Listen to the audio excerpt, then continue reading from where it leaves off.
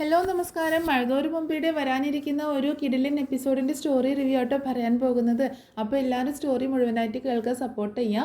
അങ്ങനെ ഹരിയുടെ ഉപദ്രവത്തിൽ നിന്നൊക്കെ രക്ഷപ്പെടുന്നുണ്ട് ബബിത. പക്ഷേ ബബിതയുടെ കാര്യമൊക്കെ രോഹിത് മനസ്സിലാക്കുന്നുണ്ട്. പക്ഷേ പിന്നീട് അവിടെ നിൽക്കാൻ അവർക്ക് താല്പര്യമില്ലാത്തത് കാരണം നമ്മുടെ ബബിതയെയും രോഹിത്തിനെയും കൂടെ മുത്തശ്ശിയെയും കൂട്ടിയിട്ട് ശിവൻ തന്നെ കടപ്പാട്ടൂരിലേക്ക് വരുന്നുണ്ട്. അതിനു മുൻപ് തന്നെ മുത്തശ്ശി അങ്ങോട്ടേക്ക് വരുമെന്നുള്ള കാര്യം ബാലചന്ദ്രനോട് പറഞ്ഞിട്ടുണ്ടായിരുന്നു. അങ്ങനെ ശിവനാണ് ഇവർ 3 പേരെയും കടപ്പാട്ടൂർ വീട്ടിലേക്ക് കൊണ്ടുപോയി വിടുന്നത്. അപ്പോൾ പക്ഷേ ബബിതയുടെ മുഖത്തെ ഈ ഭാവമാറ്റവും രോഹിത്തും ഹരിയും തമ്മിലുള്ള ഈ അകൽച്ചയും ഒക്കെ കമൽ ശ്രദ്ധിക്കുന്നുണ്ട്. അപ്പോൾ കമൽ, എന്താടാ ഹരി, എന്താ പ്രശ്നം, നിങ്ങൾ തമ്മിൽ എന്തെങ്കിലും പ്രശ്നമുണ്ടോ എന്നൊക്കെ ചോദിക്കുമ്പോൾ, എന്ത് പ്രശ്നം, ഞങ്ങൾ തമ്മിൽ ഒരു പ്രശ്നമില്ല അമ്മ എന്ന് പറഞ്ഞിട്ട് ഹരി പെട്ടെന്ന് അവിടെ നിന്ന് എസ്കേപ്പ് ആയിക്കൊണ്ട് മുകളിലേക്ക് പോവുകയാണ്. കമലയ്ക്ക് എന്തോ സംതിങ് റോങ് ആയിട്ട് കമലയ്ക്ക് തോന്നുകയും ചെയ്യുന്നുണ്ട്. അങ്ങനെ പിന്നീട് കാണിക്കുന്നത് കടപ്പാട്ടൂർ വീട്ടിലേക്ക് ശിവനും ഇങ്ങനെ അതുപോലെ മുത്തശ്ശിയും അതുപോലെ ബബിതയും രോഹിത്തും കൂടി വരുന്നതാണ്. കോളിംഗ് ബെല്ല് അടിക്കുന്ന സമയത്ത് അലീന തന്നെയാണ് ഡോറ് തുറക്കുന്നത്. കൃഷ്ണയും അതുപോലെ ബാലചന്ദ്രനും വീട്ടിലുണ്ട്. അങ്ങനെ ആ സമയത്ത് വീട്ടിലേക്ക് കയറി ചെല്ലുന്ന സമയത്ത് മുത്തശ്ശിയെ കാണുമ്പോൾ അലീന ഓടി ചെല്ലുന്നുണ്ട്. മുത്തശ്ശി എന്ന് വിളിച്ചുകൊണ്ട് ഓടി ചെന്ന് കയ്യിലൊക്കെ പിടിക്കുന്നുണ്ട്. അങ്ങനെ മുത്തശ്ശിയുടെ വീൽ ചെയറൊക്കെ പെട്ടെന്ന് തന്നെ അലീന പോയി എടുത്തുകൊണ്ട് വരുന്നുണ്ട്.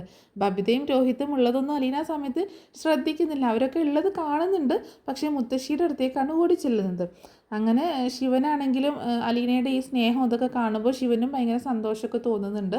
അങ്ങനെ ശിവൻ ചോദിക്കുന്നുണ്ട്, ബാലചന്ദ്രനില്ലേ മോളെ അകത്ത് എന്ന് ചോദിക്കുമ്പോൾ, ആ അച്ഛനുണ്ട് അങ്കിൾ എന്ന് പറയണം. അങ്ങനെ അപ്പോൾ ഇവരുടെ സംസാരമൊക്കെ രോഹിത്തിനും ബബിതയ്ക്കും ഭയങ്കര ദേഷ്യം തോന്നിപ്പിക്കുകയാണ്. അങ്ങനെ മുത്തശ്ശിയും കൂട്ടിയിട്ട് മുത്തശ്ശിയെ ശിവനും അതുപോലെ അലീനയും കൂടി പിടിച്ചിട്ട് വീൽ ചെയറിലേക്ക് ഇരുത്തുന്നുണ്ട്. അങ്ങനെ അലീന മുത്തശ്ശിയും കൂട്ടിയിട്ട് അകത്തേക്ക് കയറുകയാണ്. കൂടെ ഇവരും കൂടി ചെല്ലുന്നുണ്ട്. അങ്ങനെ ബബിതയും രോഹിതും മടിച്ചിങ്ങനെ നിൽക്കുമ്പോൾ കൃഷ്ണ വന്നിട്ട് പറയുന്നുണ്ട്, ആ വീട്ടിൽ നിന്ന് പോയവരൊക്കെ തിരിച്ച് വന്നിട്ടുണ്ടല്ലോ, എന്താ അവിടെ തന്നെ നിൽക്കുന്നത്, ഇനി വല്ല ആരതി എടുക്കണോ എന്നൊക്കെ ചോദിക്കുമ്പോൾ, ഒന്ന് പോടി അവിടെ നിന്ന് എന്ന് പറഞ്ഞുകൊണ്ട് രോഹിത് അവളെ ചീത്ത പറയണം. അങ്ങനെ ബബിത, വാടി അകത്തേക്ക് വാ, നിനക്ക് വെച്ചിട്ടുണ്ടോ എന്നും പറഞ്ഞിട്ട് ബബിതയും വിളിച്ചുകൊണ്ട് രോഹിത് അകത്തേക്ക് ചെല്ലുകയാണ്. അങ്ങനെ ആ സമയത്ത് അകത്തേക്ക് ചെല്ലുന്ന സമയത്ത് ബാലചന്ദ്രൻ താഴേക്ക് ഇറങ്ങി വരുന്നുണ്ട്. ആ, ഇതാരൊക്കെയാണ് വന്നേക്കുന്നത്, എൻ്റെ മക്കൾ സുഖവാസമൊക്കെ കഴിഞ്ഞ് തിരിച്ചെത്തിയോ എന്ന് ചോദിക്കുമ്പോൾ അവരുടെ മുഖമൊക്കെ ആകെ വാടി നിൽക്കണം. ആ, എന്ത് പറ്റി, ഇവിടെ നിന്ന് പോയ ആ ഒരു വീറും വാശിയൊന്നും ഇല്ലല്ലോ ഇപ്പോൾ ഇങ്ങോട്ടേക്ക് വന്നപ്പോൾ, എന്ത് പറ്റി എന്ന് ചോദിക്കണം. പക്ഷേ രോഹിത്തും ബബിതയും ഒന്നും മിണ്ടാതെ മുകളിലേക്ക് പോകാൻ നിൽക്കുമ്പോൾ ബാലചന്ദ്രൻ അവരെ തടയുന്നുണ്ട്. നിൽക്ക്, എങ്ങോട്ടേക്ക് കയറി പോകുന്നത്, ഇവിടെ നിന്ന് പോകുമ്പോൾ നിങ്ങൾക്ക് എൻ്റെ അനുവാദം വേണ്ടായിരുന്നോ, നിങ്ങൾ എന്നോട് ചോദിക്കുകയോ ഞാൻ നിങ്ങളോട് പോകാൻ പറയുകയോ ഒന്നും ചെയ്തിട്ടില്ല. പക്ഷേ ഇവിടെ നിന്ന് ഈ വീട്ടിലെ അകത്തേക്ക് കയറി പോകണമെങ്കിൽ എൻ്റെ അനുവാദം കൂടിയേ പറ്റുള്ളൂ എന്ന് പറയുന്നുണ്ട്. അപ്പോൾ അവർ രണ്ടുപേരും മുകളിലേക്ക് കയറാതെ ഒരു സ്റ്റെപ്പ് താഴേക്ക് ഇറങ്ങി നിൽക്കുന്നുണ്ട്. എന്താണ്, നിങ്ങൾ പോയെടുത്ത് നിങ്ങൾക്ക് വേണ്ട സുഖങ്ങളൊന്നും കിട്ടിയില്ലേ, പിന്നെ എന്താ തിരിച്ചു പോകുന്നത് എന്നൊക്കെ ചോദിക്കുമ്പോൾ, എത്രയായാലും ഇത് ഞങ്ങളുടെ വീടല്ലേ, ഇത് ഞങ്ങൾ വേറെ ആർക്കും വിട്ടുകൊടുക്കാൻ ഉദ്ദേശിക്കുന്നില്ല എന്ന് പറയാണ് രോഹിത്. ബബിത ഒന്നും മിണ്ടുന്നില്ല. കാരണം ബബിത നനഞ്ഞ പടക്കം പോലെ ഇരിക്കുകയാണ്. കാരണം അവളുടെ എല്ലാ ഡിങ്കോൾഫിക്കേഷനും പിടിച്ചത് കാരണം അവൾ ആകെ പെട്ടിരിക്കണം. രോഹിത് എല്ലാ കാര്യങ്ങളും അറിഞ്ഞല്ലോ. പിന്നെ നമ്മുടെ ഹരിയാണെങ്കിൽ അതൊക്കെ പാട്ടാക്കുമോ എന്നുള്ളൊരു പേടിയും അതും ഉണ്ട്. അങ്ങനെ എന്താണെങ്കിലും അങ്ങനെ നിൽക്കുകയാണ്. അപ്പോൾ ബാലചന്ദ്രൻ പറയുന്നുണ്ട്, ഇവിടെ നിന്ന് പോകുമ്പോൾ ഇങ്ങനെയൊന്നും ആയിരുന്നില്ലല്ലോ ബബിത, നീ ഭയങ്കര വാശിയും ദേഷ്യമൊക്കെ ആയിരുന്നല്ലോ, ഇപ്പം എന്തേ ഒന്നും മിണ്ടാത്തത് എന്ന് ചോദിക്കുമ്പോഴും ബബിത ഒന്നും മിണ്ടുന്നില്ല. അപ്പോൾ ബാലചന്ദ്രൻ പറയുന്നുണ്ട്, ഈ വീട്ടിൽ നിങ്ങൾക്ക് എപ്പോൾ വേണമെങ്കിലും വരാം, ഇവിടെ നിന്ന് നിങ്ങളോട് ഇറങ്ങിപ്പോകാൻ ആരും പറയത്തില്ല, ഇത് കാരണം നിങ്ങളുടെ വീടാണ്, ഇവിടെ കിട്ടുന്ന ഒരു സ്വാതന്ത്ര്യം നിങ്ങൾക്ക് വേറെ എവിടെയും കിട്ടില്ല എന്ന് പറയണം. അപ്പോൾ അപ്പോഴും ഇവരൊന്നും മിണ്ടുന്നില്ല. പിന്നെ ബാലചന്ദ്രൻ പറയുന്നുണ്ട്, ഇവിടെ ഞാനുണ്ട്, കൃഷ്ണമോളുണ്ട്, എൻ്റെ മൂത്ത മകളായ അലീനയുണ്ട്. അലീനയെ ഇഷ്ടമല്ല എന്ന് പറയുന്ന ഒരു വാക്ക് ഇനി അലീനയെ ഉപദ്രവിക്കുന്ന രീതിയിലോ അലീനയോട് മോശമായിട്ടോ ഇവിടെ ആരും പറയാനോ പ്രവർത്തിക്കാനോ പാടില്ല. അതുകൊണ്ട് ആ കാര്യങ്ങളൊക്കെ ഓക്കെ ആണെങ്കിൽ മാത്രം നിങ്ങൾ മുകളിലേക്ക് കയറി പോയാൽ മതി എന്ന് പറയണം. അങ്ങനെ കുറച്ച് നേരം അവർ പോവാൻ മടിച്ചിങ്ങനെ നിൽക്കുമ്പോൾ, എന്തേ പോകുന്നില്ലേ എന്ന് ബാലചന്ദ്രൻ ചോദിക്കുമ്പോൾ രണ്ടുപേരും മുകളിലേക്ക് കയറി പോകുന്നുണ്ട്. അപ്പോൾ ശിവൻ, ബാലചന്ദ്ര അമ്മ കൂടി വന്നിട്ടുണ്ട് എന്ന് പറയുമ്പോൾ, ആ, അമ്മയും കുറച്ച് നാൾ സുഖവാസത്തിലായിരുന്നല്ലോ എന്ന് പറയുമ്പോൾ, അങ്ങനെ പറയല്ലേ ബാലചന്ദ്ര, ഞാൻ അവളെ വൈജയുടെ നിർബന്ധപ്രകാരമല്ലേ ഞാൻ അങ്ങോട്ടേക്ക് പോയത്, എനിക്ക് താല്പര്യം ഉണ്ടായിട്ടൊന്നുമല്ല, പക്ഷേ ഇപ്പോൾ ഇവരൊക്കെ ഇവിടെ ഉണ്ടല്ലോ, അതുകൊണ്ടാണ് ഞാൻ അവിടെ നിന്നത്. ഇനിയിപ്പോൾ 2 ദിവസം കഴിഞ്ഞാൽ ശിവൻ തിരിച്ചു പോവുകയാണ്, പിന്നെ ഞാൻ അവിടെ നിന്നിട്ടുണ്ടെങ്കിൽ എൻ്റെ അധോഗതിയായിരിക്കും എന്ന് പറയുമ്പോൾ, അമ്മയോട് എനിക്ക് ദേഷ്യമൊന്നുമില്ല, അമ്മയോട് ഇവിടെ നിന്ന് ഞാൻ പോവാൻ പറഞ്ഞിട്ടുമില്ല, അമ്മയെ നോക്കുന്നത് എനിക്കൊരു ഭാരവുമല്ല എന്ന് പറയുന്നുണ്ട്.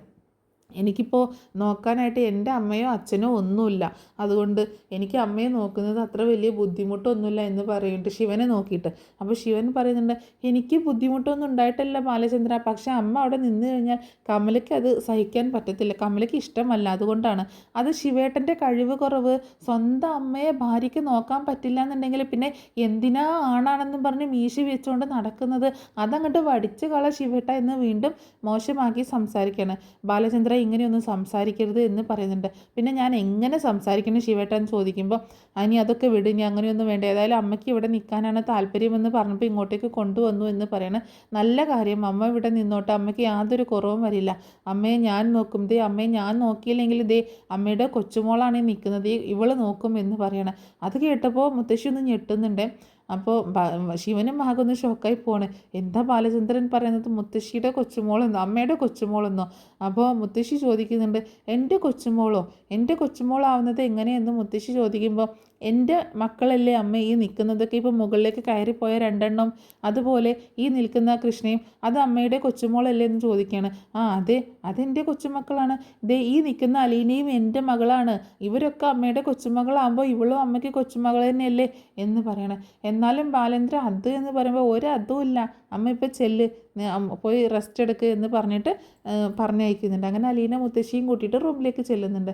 റൂമിലെത്തുമ്പോൾ മുത്തശ്ശിയുടെ ബെഡും കാര്യങ്ങളൊക്കെ നല്ല ഫ്രഷായിട്ട് ബെഡ്ഷീറ്റൊക്കെ വിരിച്ചിട്ടത് കാണുമ്പോൾ മുത്തശ്ശി ചോദിക്കുന്നുണ്ട്, നീ ഇവിടെ കിടക്കാറൊന്നുമില്ലെന്ന് ചോദിക്കുമ്പോൾ, ഞാനിവിടെ കിടക്കാറില്ല, ഞാനും കൃഷ്ണമോളും കൂടെ കൃഷ്ണമോളുടെ റൂമിലാണ് കിടക്കൽ എന്ന് പറയുന്നുണ്ട്. ഇടയ്ക്ക് ഇവിടെ വന്ന് കിടക്കും, അപ്പോൾ ഞങ്ങൾ താഴെ തന്നെയാണ് കിടക്കുക. അതെന്താ നിനക്ക് ബെഡിൽ കയറി കിടന്ന? അത് മുത്തശ്ശിയുടെ ബെഡല്ലേ, ഞാൻ ഉണ്ടായിരുന്നില്ലല്ലോ എന്ന് ചോദിക്കുകയാണ്.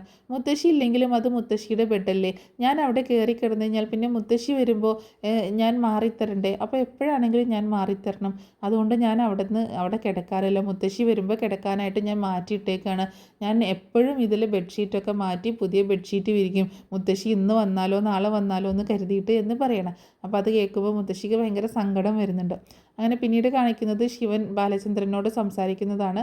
ബാലേന്ദ്ര, എന്നാൽ ഞാൻ പോവുകയാണ് എന്ന് പറയുമ്പോൾ ശിവേട്ടൻ ഭക്ഷണം കഴിച്ചിട്ട് പോയാൽ മതി എന്ന് പറയുമ്പോൾ, അല്ല ബാലേന്ദ്ര, എനിക്ക് വേറൊരു സ്ഥലം വരെ പോകാനുണ്ട്, എന്നാൽ ഞാൻ പോവുകയാണ് എന്ന് പറഞ്ഞിട്ട് പോകുന്നുണ്ട്. അതേസമയം കാണിക്കുന്നത് മുകളിൽ നമ്മുടെ രോഹിത്തും ബബിതയും കൂടി സംസാരിക്കുന്നതാണ്. രോഹിത്തിനോട് ബബിത കെഞ്ചി അങ്ങനെ അപേക്ഷിക്കണം, രോഹിയേട്ട ഞാൻ ഇനി ഒരിക്കലും പോവില്ല, രോഹിയേട്ട എന്നോട് ക്ഷമിക്കുകയും ഞാൻ ഇനി ഒരിക്കലും പോവില്ല, എൻ്റെ അടുത്തൊരു തെറ്റ് പറ്റിപ്പോയി എന്നൊക്കെ പറയുന്നുണ്ട്. അപ്പോൾ നീ എന്താണ് ചെയ്തത്, ഇതൊക്കെ അച്ഛനും അമ്മയും അറിഞ്ഞുള്ളൊരു കുഴപ്പം, നിൻ്റെ ജീവിതമല്ലടി ഇല്ലാതായത് എന്നൊക്കെ പറഞ്ഞ് രോഹിത്ത് ഭയങ്കരമായിട്ട് ചീത്ത പറയുന്നുണ്ട്. ഇല്ല രോഹിയേട്ട, ഇനി ഞാൻ പോവില്ല രോഹിയേട്ട, പ്ലീസ് ആരോടും പറയില്ല രോഹിയേട്ട, ഞാൻ ആത്മഹത്യ ചെയ്യും എന്നൊക്കെ പറഞ്ഞിങ്ങനെ അപേക്ഷിക്കുമ്പോൾ രോഹിത്ത് തൽക്കാലം പറയുന്നുണ്ട്, ഞാൻ ആരോടും പറയാൻ പോകുന്നില്ല, പക്ഷേ ഇനി മേലിൽ അവൻ്റെ കൂടെ നീ പുറത്തേക്ക് ഇറങ്ങിയെന്ന് ഞാൻ അറിഞ്ഞു കഴിഞ്ഞാൽ ഇതായിരിക്കില്ല എൻ്റെ പെരുമാറ്റം എന്നൊക്കെ പറയുന്നുണ്ട്. അങ്ങനെ ഇനി ഞാൻ പോവില്ല എന്നൊക്കെ വാക്ക് കൊടുക്കുകയും ചെയ്യുന്നുണ്ട്. പിന്നീട് കാണിക്കുന്നത് അമൽ ബബിതയെ വിളിക്കുന്നതാണ്. നാളെ നമുക്ക് ഇങ്ങനെ പോകാം, നീ ഹോസ്പിറ്റലിലേക്ക് എന്ന് പറഞ്ഞിട്ട് ഇറങ്ങിയാൽ മതി, ഞാൻ പതിവ് സ്ഥലത്ത് കാത്തു നിൽക്കാം എന്നൊക്കെ പറയുമ്പോൾ ബബിത പറയുന്നുണ്ട്, ഇല്ല എനിക്ക് വരാൻ പറ്റില്ല എന്ന് പറയണം. അതെന്താ നിനക്ക് വരാൻ പറ്റാത്തത് എന്ന് ചോദിക്കുമ്പോൾ, ഇല്ല അമൽ ഞാൻ വരില്ല, എനിക്ക് പറ്റില്ല എന്ന് പറയുന്നുണ്ട്. നമുക്ക് ഈ ബന്ധം ഇവിടെ വെച്ച് നിർത്താം എന്നൊക്കെ പറയും. നീ എന്തൊക്കെയാണ് പറയണത്, ഇവിടെ വെച്ച് നിർത്താനോ, അതിനാണോ നമ്മൾ സ്നേഹിച്ചത് എന്നൊക്കെ ചോദിക്കുമ്പോൾ, അതൊക്കെ ശരിയാണ്, നമുക്ക് സ്നേഹമൊക്കെ മുന്നോട്ട് കൊണ്ടുപോകാം, പക്ഷേ അത് ഇനി ഈ രീതിയിൽ വേണ്ട, നമുക്ക് ഈ പരിപാടിയൊക്കെ നിർത്താം എന്ന് പറയണം. നമുക്കിനി കുറച്ച് കഴിഞ്ഞിട്ട് പഠിത്തമൊക്കെ കഴിഞ്ഞിട്ട് വിവാഹം കഴിക്കാം എന്ന് പറയുമ്പോൾ, വിവാഹം കഴിക്കാനോ, അതെ വിവാഹം കഴിക്കാമെന്ന് ബബിത പറയുമ്പോൾ, അതിനൊന്നുമല്ല ഞാൻ നിന്നെ പ്രേമിച്ചത്, എൻ്റെ ആവശ്യങ്ങൾക്ക് വേണ്ടിയിട്ടാണെന്ന് പറയുന്നുണ്ട്. അമൽ എന്തൊക്കെയാണ് പറയണത് എന്ന് ചോദിക്കുമ്പോൾ, അതെ നീ ഫോൺ കട്ട് ചെയ്തിട്ട് ഞാൻ വാട്സപ്പിൽ കുറച്ച് സാധനങ്ങൾ ഇട്ടിട്ടുണ്ട്, അതൊന്ന് നോക്ക് എന്ന് പറയണം. അങ്ങനെ ബബിത അതെടുത്ത് നോക്കുന്ന സമയത്ത് അവരുടെ കുറച്ച് പ്രൈവറ്റ് നിമിഷങ്ങൾ, അതായത് സ്വകാര്യ നിമിഷങ്ങൾ ഇങ്ങനെ വീഡിയോ എടുത്തിട്ട് അവർ തമ്മിലുള്ള കുറച്ച് ഭയങ്കര ക്ലോസ് ആയിട്ടുള്ള ഒരു ഇല്ലീഗൽ റിലേഷൻ്റെ കുറച്ച് കാര്യങ്ങളൊക്കെ എടുത്തിട്ട് ഇങ്ങനെ ഷോർട്ടായിട്ട് വീഡിയോ ആയിട്ട് ഇട്ട് കൊടുത്തിട്ടുണ്ട്. അത് കണ്ടിട്ട് ബബിതയുടെ കണ്ണൊക്കെ തള്ളിപ്പോണ്, ബബിത ആകെ പൊട്ടിക്കരഞ്ഞു പോണ്. ദൈവമേ ഇതൊക്കെയെന്ന് ഓർത്തിട്ട് എൻ്റെ ജീവിതം പോയി എന്ന് തന്നെ അവൾ ചിന്തിക്കണം. അങ്ങനെ പെട്ടെന്ന് തന്നെ അമലിനെ വിളിക്കുന്നുണ്ട്. അമൽ എന്താ ഇതൊക്കെ, നീ എന്തൊക്കെയാണ് കാണിച്ചു കൂട്ടുന്നത്, എൻ്റെ ജീവിതം നീ നശിപ്പിക്കാനാണോ എന്നൊക്കെ ചോദിക്കുമ്പോൾ, അതെ ഞാൻ വിളിക്കുന്ന സമയത്ത് നീ വന്നിട്ടില്ല എങ്കിൽ ഈ വീഡിയോ ഈ ലോകം മുഴുവൻ കാണും നിൻ്റെ ഈ വീഡിയോ എന്ന് പറയണം. അത് കേൾക്കുമ്പോൾ ബബിത ആകെ പൊട്ടിക്കരഞ്ഞു പോവാണ്. ഇനി ഇനിയിപ്പോൾ എന്ത് ചെയ്യുമെന്നോർത്തിട്ട് ബബിത ആകെ ടെൻഷൻ അടിക്കുകയാണ്. അങ്ങനെ പിന്നീട് അമൽ ഫോൺ വെക്കുന്നുണ്ട്. നാളെ എന്തായാലും നീ എൻ്റെ കൂടെ വരണം എന്ന് പറഞ്ഞ് ഭീഷണിപ്പെടുത്തുകയാണ്. അങ്ങനെ പിറ്റേ ദിവസം ബബിത അമലിൻ്റെ കൂടെ പോകുന്നുണ്ട്. പക്ഷെ അത് രോഹിത്ത് അറിയുന്നില്ല കേട്ടോ. അമലിൻ്റെ കൂടെ പോയത് രോഹിത്ത് അന്ന് കോളേജിലേക്ക് പോയത് കാരണം ബബിതയും കോളേജിലേക്ക് പോയതാണല്ലോ. അപ്പോൾ കോളേജിലേക്ക് പോവാതെ അവിടെ നിന്ന് നേരെ അമലിൻ്റെ കൂടെയാണ് പോയിട്ടുള്ളത്. എന്നിട്ട് അതേ സ്പോട്ടിൽ പോയിട്ട് വീണ്ടും തിരിച്ച് വരുന്നുണ്ട്. പക്ഷേ ആ സമയത്ത് ബബിത ഭയങ്കരമായിട്ട് കാല് പിടിച്ച് പറയുന്നുണ്ട്, അമൽ വേണ്ട, ഇതൊന്നും വേണ്ട, ഞാൻ അങ്ങോട്ടേക്ക് വരുന്നില്ല എന്ന് പറയണം. അങ്ങനെ ആ വീട്ടിലേക്ക് പോകുന്നില്ല. അപ്പോൾ അമൽ പറയുന്നുണ്ട്, നീ വന്നിട്ടില്ല എന്നുണ്ടെങ്കിൽ ഈ വീഡിയോ ഈ ലോകം മുഴുവൻ കാണും എന്ന് പറയുമ്പോൾ പ്ലീസ് അമൽ, നീ എന്നെ ചതിക്കുകയായിരുന്നല്ലേ, നിന്നെ ഞാൻ എന്തോരം സ്നേഹിച്ചതാണ്, നീ എന്നെ ചതിക്കുകയായിരുന്നല്ലേ, നീ എന്നോട് ഈ ചതി വേണ്ടായിരുന്നു എന്നൊക്കെ പറഞ്ഞ് ബബിത പൊട്ടിക്കരയുന്നുണ്ട്. അപ്പോൾ അമൽ പറയുന്നുണ്ട്, നീ ഇന്ന് വരുന്നില്ലെങ്കിൽ വേണ്ട, ഇന്നിപ്പോൾ നിൻ്റെ മാനസികാവസ്ഥ ശരിയല്ല, പക്ഷേ ഞാൻ വിളിക്കുന്ന സമയത്ത് നീ വന്നേ പറ്റുള്ളൂ എന്ന് പറഞ്ഞ് ബബിതയെ പറഞ്ഞേക്കണം. തിരിച്ച് വീട്ടിലെത്തുന്ന ബബിത ആകെ ഡെസ്പായിട്ടാണ് വന്നിട്ടുള്ളത്. അപ്പോൾ ബബിതയുടെ ഈ അവസ്ഥ കാണുമ്പോൾ അലീനയ്ക്ക് എന്തോ പന്തികേട് തോന്നുകയാണ്. ബബിത നേരെ റൂമിലേക്ക് പോകുന്നുണ്ട്. മുത്തശ്ശി അവിടെ ഉണ്ട്, പക്ഷേ ബാലചന്ദ്രനോ കൃഷ്ണയോ വേറെ ആരുമില്ല. അങ്ങനെ ബബിത കുറച്ച് നേരത്തെ കാലത്തെ വന്നിട്ടുണ്ട് വീട്ടിലേക്ക്. കോളേജിലേക്ക് പോയതല്ലേ, കോളേജിൽ പോവാതെ അമലിൻ്റെ കൂടെ കറങ്ങി നടന്നിട്ട് ഇങ്ങനെ വരികയാണ്. അങ്ങനെ ബബിത ആകെ തകർന്ന് ഇങ്ങനെ പോവുകയാണ്. ആ സമയത്ത് റൂമിലേക്ക് പോയിട്ട് ഇനി എന്ത് ചെയ്യുമെന്നൊക്കെ ആലോചിച്ച് ഇങ്ങനെ ഇരിക്കണം. ആ സമയത്ത് അമൽ വിളിക്കുന്നുണ്ട്. അമൽ പറയുന്നുണ്ട്, ദേ ഞാൻ നിൻ്റെ ഫോണിലേക്ക് കുറച്ച് സാധനം അയച്ചിട്ടുണ്ട്, ഒന്ന് നോക്കിയേക്ക് എന്ന് പറയണം. പെട്ടെന്ന് തന്നെ ബബിത ഫോൺ എടുത്ത് നോക്കുമ്പോൾ കൂടുതലും ഭയങ്കര വൾഗറായിട്ടുള്ള കുറച്ച് കാര്യങ്ങളൊക്കെ, കുറച്ച് വീഡിയോസൊക്കെ അമൽ സെൻഡ് ചെയ്ത് കൊടുക്കുകയാണ് ബബിതയ്ക്ക്.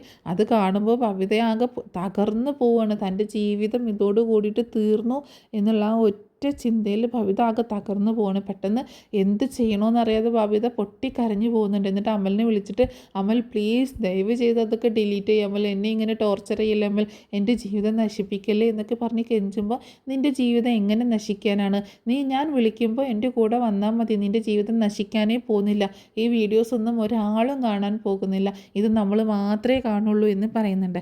അതല്ല നീ എതിർക്കാനാണ് ഭാവമെങ്കിൽ ഈ വീഡിയോ ഈ ലോകം മൊത്തം കാണും, ആദ്യം കാണാൻ പോകുന്നത് നിൻ്റെ അച്ഛനും അമ്മയും നിൻ്റെ ചേട്ടനും തന്നെയായിരിക്കും എന്ന് പറയുമ്പോൾ ബബിത ആകെ തകർന്നു പോകണം. ഇനി ഒരിക്കലും ഈ ട്രാപ്പിൽ നിന്ന് രക്ഷപ്പെടാൻ പറ്റില്ല എന്ന് ബബിതയ്ക്ക് മനസ്സിലാവുകയാണ്. ബബിത പെട്ടെന്ന് തന്നെ സൂയിസൈഡ് ചെയ്യാനുള്ളൊരു ശ്രമമൊക്കെ നടത്തുന്നുണ്ട്. പെട്ടെന്ന് തന്നെ ഡോറ് അടയ്ക്കുന്നുണ്ട്. ആരെങ്കിലും വരുന്നുണ്ടോ നോക്കിയിട്ട് ഡോർ അടയ്ക്കണം. പക്ഷേ ഡോറ് ലോക്ക് ചെയ്യുന്നില്ല കേട്ടോ. അപ്പോൾ അലീനയാണെങ്കിൽ താഴെ ബബിതയ്ക്ക് എന്ത് പറ്റിയെന്ന് അറിയാഞ്ഞിട്ട് ആകെയുള്ള ടെൻഷനിലാണ്. അപ്പോൾ അങ്ങനെ അലീന മെല്ലെ മുകളിലേക്ക് കയറി ചെന്ന് നോക്കുന്ന സമയത്ത് കാണുന്നത് ഇങ്ങനെ ബബിത ഇങ്ങനെ ഫാനിൽ ഇങ്ങനെ ഷോള് കുരുക്കിയിട്ട് സൂയിസൈഡ് ചെയ്യാനുള്ള ശ്രമത്തിലാണ്. പെട്ടെന്ന് ബബിതയെ പിടിച്ച് വലിച്ച് താഴെയിട്ടുകൊണ്ട് കവളിൽ ഒരൊറ്റ അടി കൊടുക്കുകയാണ് അലീന. നീ എന്തടി കാണിക്കുന്നത് എന്ന് ചോദിച്ചുകൊണ്ട്. ബബിതയാണെങ്കിൽ വേച്ച് പോയി ആ ബെഡിലേക്ക് വീഴുന്നുണ്ട്. എന്നിട്ട് പൊട്ടിക്കരയാണ്. എന്താ മോളെ നിനക്ക് പറ്റിയത്, എന്താ പറ്റിയത്, നീ എന്നോട് പറ, നിനക്ക് എന്താ പറ്റിയത് എന്നൊക്കെ ചോദിക്കുമ്പോൾ ബബിത അലീനയെ കെട്ടിപ്പിടിച്ച് അങ്ങനെ കരയാട്ടോ. കാരണം ഒരു താങ്ങ് കിട്ടിയെങ്കിൽ അത്രയും ഒരു ആശ്വാസം എന്നുള്ള രീതിയിൽ. വേറെ ഒന്നും പറയുന്നില്ല. എന്താ നിനക്ക് പറ്റിയത്, നീ എന്തിനാണ് ഇങ്ങനെ ചെയ്യുന്നത് എന്നൊക്കെ ചോദിക്കുമ്പോൾ ബബിത ഫോൺ ഇങ്ങനെ ചൂണ്ടി കാണിച്ചു കൊടുക്കുകയാണ്.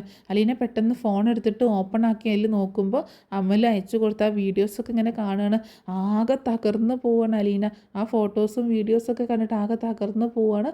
ഇതെന്ത് ചെയ്യുമെന്ന് ഓർത്തിട്ട്, മോളെ നീ എന്തൊക്കെ ചെയ്ത് കാണിച്ചു വെച്ചേക്കുന്നത്, ഇതിൽ നിന്ന് എങ്ങനെ രക്ഷപ്പെടും എന്നോർത്തിട്ട് ആകെ ടെൻഷനായി പോവാണ്. ബബിതയാണെങ്കിൽ അലീന പെട്ടെന്ന് കെട്ടിപ്പിടിച്ചിട്ട്, എന്നെ രക്ഷിക്കണം ചേച്ചി, എനിക്കിനി ജീവിക്കേണ്ട, ഞാനിനി മരിച്ചാൽ മതി, ഞാൻ എന്തിനാണ് ഇനി ജീവിക്കുന്നത്, എനിക്കിനി ജീവിക്കേണ്ട, ഞാൻ മരിക്കും തന്നെ പറഞ്ഞുകൊണ്ടിരിക്കണം. എനിക്ക് ഇതിൽ നിന്ന് ഇനി രക്ഷപ്പെടാൻ പറ്റില്ല. അവൻ്റെ കെണിയിൽ ഞാൻ പെട്ടുപോയി. ഞാൻ അവനെ സ്നേഹിച്ചതാണ്, പക്ഷെ അവൻ എന്നെ ചതിച്ചു. ഇനി ഒരിക്കലും എനിക്ക് ഈ കെണിയിൽ നിന്ന് രക്ഷപ്പെടാൻ പറ്റില്ല. അതുകൊണ്ട് മരിക്കല്ലാതെ എൻ്റെ മുന്നിൽ വേറെ വഴിയില്ല എന്നൊക്കെ പറഞ്ഞിട്ട് ഇങ്ങനെ പൊട്ടിക്കരഞ്ഞുകൊണ്ടിരിക്കുകയാണ്. അലീന ബബിതയെ ഇങ്ങനെ സമാധാനിപ്പിക്കുന്നുണ്ട്. നീ എനിക്ക് വാക്ക് താ, നീ ഇങ്ങനെ അവിവേകം കാണിക്കില്ല എന്ന്, നമുക്ക് നോക്കാം, ഈ പ്രശ്നം ഇങ്ങനെ സോൾവ് ആക്കാൻ പറ്റുമെന്ന് നോക്കാം എന്ന് പറയുമ്പോൾ, ഇല്ല ചേച്ചി, ഇതിൽ നിന്ന് സോൾവ് ആക്കാൻ പറ്റില്ല എന്ന് പറയുന്നുണ്ട്. അത് നീ എനിക്ക് വിട്ടേക്ക്, ഞാൻ സോൾവ് ആക്കി തരാം, നീ തൽക്കാലം അതിനെപ്പറ്റി ചിന്തിക്കേണ്ട, പക്ഷേ ഇതുപോലെയുള്ള അവിവേകങ്ങൾ നീ കാണിക്കില്ല എന്ന് എനിക്ക് വാക്ക് തരണം എന്ന് പറയണം. അങ്ങനെ ബബിത വാക്ക് കൊടുക്കുന്നുണ്ട്. ഇല്ല ചേച്ചി, ഞാൻ ഒന്നും ചെയ്യില്ല എന്ന് പറയുന്നുണ്ട്. പക്ഷേ എൻ്റെ ജീവിതം തീർന്നു എന്ന് പറയുമ്പോൾ, ഒരു ജീവിതവും തീർന്നിട്ടില്ല, ഇനി തുടങ്ങാൻ പോകുന്നതേ ഉള്ളൂ, തൽക്കാലം ഈ കാര്യം ആരോടും പറയണ്ട എന്ന് അലീന പറയുന്നുണ്ട്. അപ്പോൾ എങ്ങനെ ഈ പ്രശ്നം സോൾവ് ആക്കാൻ പറ്റും എന്നുള്ള ഒരു ചിന്തയിലാണ് അലീന. പിന്നീട് അലീനയാണ് ബബിതയ്ക്ക് കൂടുതൽ സപ്പോർട്ടായിട്ട് കൂടെ നിൽക്കുന്നത്. ആ സമയത്ത് രോഹിത് ഇങ്ങനെ വന്ന് ചോദിക്കുന്നുണ്ട്, നീ എന്താടി അവളുമായിട്ട് എത്ര ഒരു കണക്ഷൻ എന്നൊക്കെ ചോദിക്കുമ്പോൾ എന്തായാലും അച്ഛൻ്റെ മോളല്ലേ എൻ്റെ ചേച്ചിയല്ലേ എന്നൊക്കെ പറഞ്ഞ് ഇങ്ങനെ ബബിത ഒഴിഞ്ഞു മാറുന്നുണ്ട്. അപ്പോൾ രോഹിത്തിന് എന്തോ സംശയമൊക്കെ തോന്നുന്നുണ്ട് കേട്ടോ. അങ്ങനെ പിന്നീട് അലീനയാണ് മുൻകൈ എടുത്തിട്ട് ബബിതയുടെ ഈ കേസൊക്കെ ഒന്ന് ഒഴിവാക്കി കൊടുക്കുന്നത്, ബബിതയെ ആ കെണിയിൽ നിന്ന് വിമുക്തയാക്കി കൊടുക്കുന്നത് അലീനയാണ്. അലീനയെ പോയി കാണുകയും അലീനയെ ത്രെട്ടൺ ചെയ്യുകയും അലൻ്റെ കയ്യിൽ നിന്ന് ആ വീഡിയോ ക്ലിപ്പിങ്സൊക്കെ വാങ്ങിക്കുകയും ഒക്കെ ചെയ്യുന്നുണ്ട് അലീനയുടെ നേതൃത്വത്തിൽ.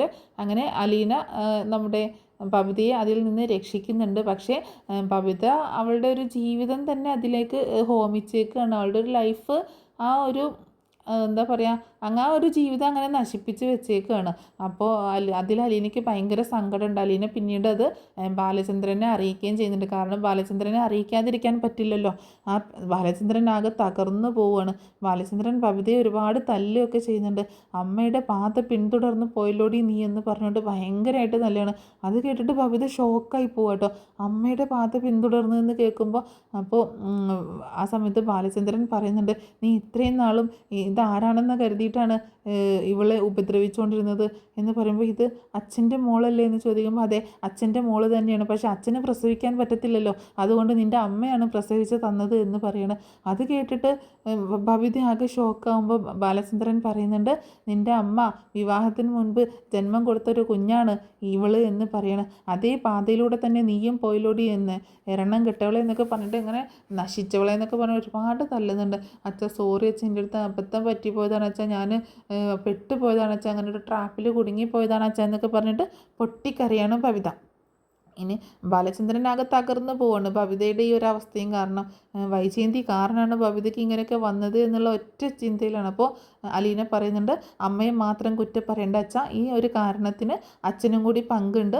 കാരണം മക്കളെ ശ്രദ്ധിക്കേണ്ട രീതിയിൽ നിങ്ങൾ രണ്ടുപേരും ശ്രദ്ധിച്ചില്ല എന്ന് തന്നെ പറയണം. അച്ഛൻ ഈ ഒരു കാര്യം അറിഞ്ഞപ്പോൾ അമ്മയെ എങ്ങനെയെങ്കിലും തകർക്കണം എന്നൊറ്റ കാര്യം മാത്രമേ ഉണ്ടായിരുന്നുള്ളൂ.